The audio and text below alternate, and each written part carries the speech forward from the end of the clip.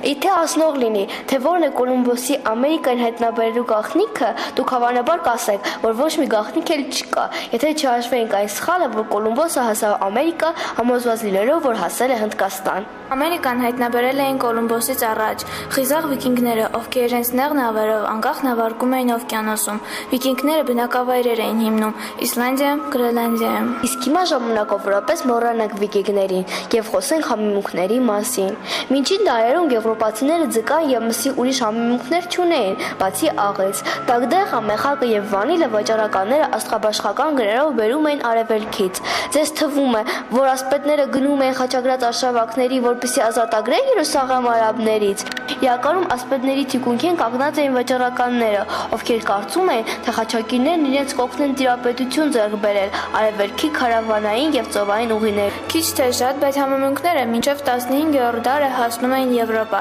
1453 թվականին թուրքերը արշավելով Ասիայի խորքերից գրավեցին Կոստանդնուպոլիսը։ Այդ ժամանակ համեմունքների ճանապարհին մի անհաղթահարելի պատնեշ կայացավ։ Եվրոպացիները սկսեցին նոր ուղիներ փնտրել դեպի համեմունքները, այսինքն դեպի Հնդկաստան եւ Արևելք։ Այն տարիներին ամենահզոր նավատորմերը, ինչպես նաեւ ամենափորձված ծովագնացները Իսպանիայում եւ Պորտուգալիայում էին։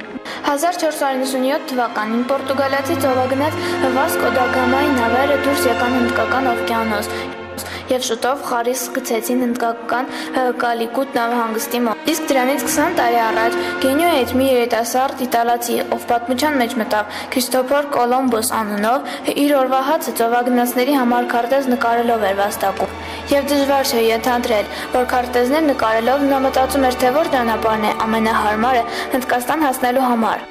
Մի գեղեցիկ օր նա հասկացավ, որ Հնդկաստան հասնելու համար պարտադիր չէ շրջանցել Աֆրիկան, ինչպես դա անում էին պորտուգալացի նավագնացները, չէ՞ որ դատարկ օվկիանոսով հակառակ ուղղությամբ նավարկելով կարելի էր դուրս գալ Ճապոնիա։